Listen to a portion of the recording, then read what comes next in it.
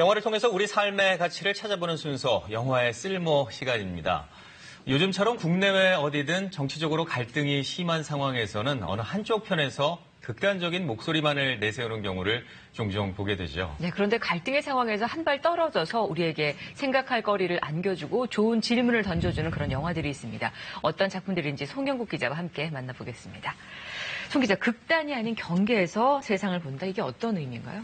네, 요즘 국내 정치, 국제 정치 할 것 없이 워낙에 갈등이 심하지 않습니까? 네. 그럼 외부와의 갈등이 심해지면 내부 결속은 좋아질 수 있지만 이게 상대적으로 이 소수 의견, 다양한 의견은 아무래도 좀 설 자리가 줄어들게 되기도 합니다. 그런 의미에서 오늘은 그 2차 대전 나치 만행 속에서 가해자와 피해자 사이에서 그 경계에서 놓인 그 인물을 통해서 보다 다양한 입장을 생각해 볼 수 있게 해주는 걸작들을 가지고 나왔습니다. 화면 보시겠습니다. 2008년 아카데미 외국어 영화상 수상자 카운터페이터입니다. 나치의 수용소에서 유태인들은 언제 죽을지 모르는 삶을 살아갑니다.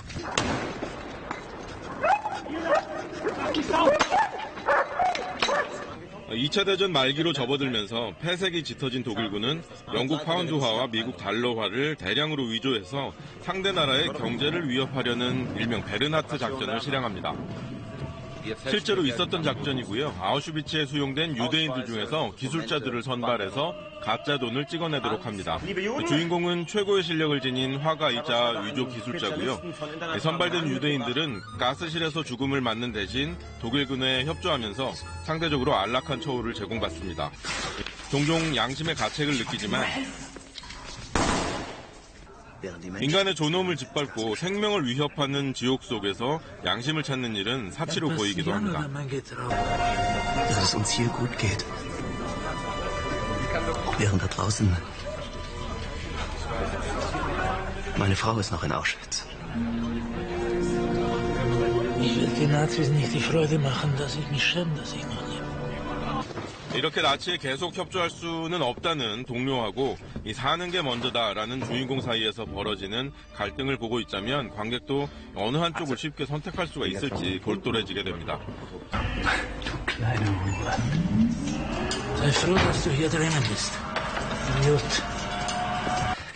그런 와중에 주인공은 유태인 동료들 내부의 강경파와 온건파 사이에서도 중간자 위치에 서게 되면서 극전개는 갈수록 긴장을 더합니다.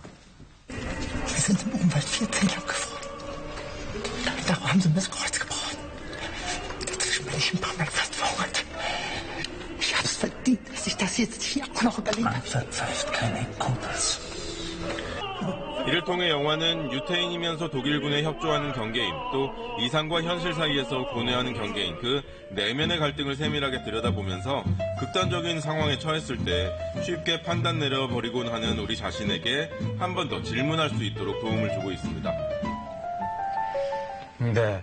대단히 흥미로운 질문을 우리에게 던져주고 있는 것 같은데요. 우리가 갈등 상황을 풀기 위해서라도 상대방의 입장에서 먼저 생각을 해보는 그 역지사지가 참 필요하지 않을까 이런 생각이 들거든요. 예, 다음 보실 작품도 이 역지사지라는 의미에서 굉장히 관심 갖고 흥미롭게 지켜볼 수 있는 작품입니다. 이 독일 패망 직후의 이야기입니다. 이어서 보시겠습니다.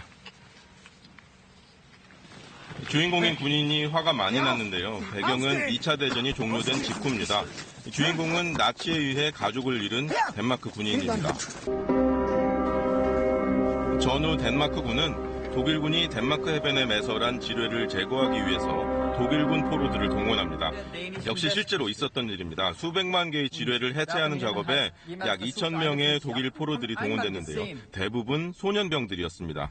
이들 가운데 절반이 지뢰 해체 작업 중에 죽거나 심각한 부상을 입었습니다. Antworte mich, ihr dreckiger Schweine, seid ihr Soldaten! 소년병 포로들을 지휘하는 덴마크 상사는 독일이라면 치가 떨리겠죠. 이 소년병들의 작업 환경이나 숙소는 그간 수많은 2차 대전 영화에서 본 유태인 수용소를 떠올리게 하는데요. 이렇게 입장이 뒤바뀐 가운데 상사는 사실상 아무런 잘못이 없는 소년들과 한동안 함께 지내면서 조금씩 감정의 변화가 옵니다. Du kunne godt have fortalt, at nogle små drenge fik op, Ebbe. Jeg synes, hvis man er gammel nok til at gå i krig, så er man også gammel nok til at rydde op efter sig selv. De drenge, de aner ikke, hvad der foregår, Ebbe. Vi begynder at holde af dem, vel? Nej. Husk, vi har gjort.